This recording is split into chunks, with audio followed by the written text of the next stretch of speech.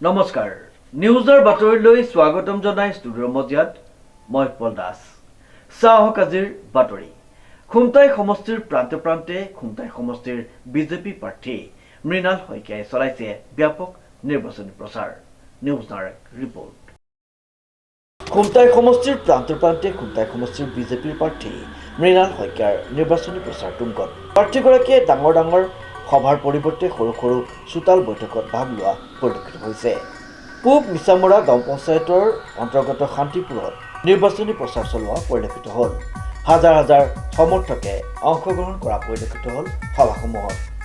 প্ৰস্তুতি ঠিকে চলি আছে নিৰ্বাচনটো আহিবই আৰু হেট্ৰিক মাৰিবনে নাজানো নহয় এতিয়া ৰাইজে জানে ৰাইজক সোধা আৰু নাহো চাগে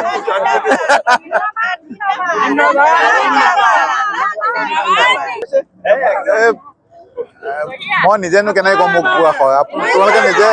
নিজে চাই মেলি পেলাই ক'লে হ'বই সেইটো আমাৰ চৰকাৰ হ'লে কেনেকৈ তেখেত হ'ব আমাৰতো চৰকাৰ হয়তো দেৰগাঁৱৰ পৰা নৱজ্যোতি ভঁৰালীৰ এক বিশেষ প্ৰতিবেদন নিউজ নাও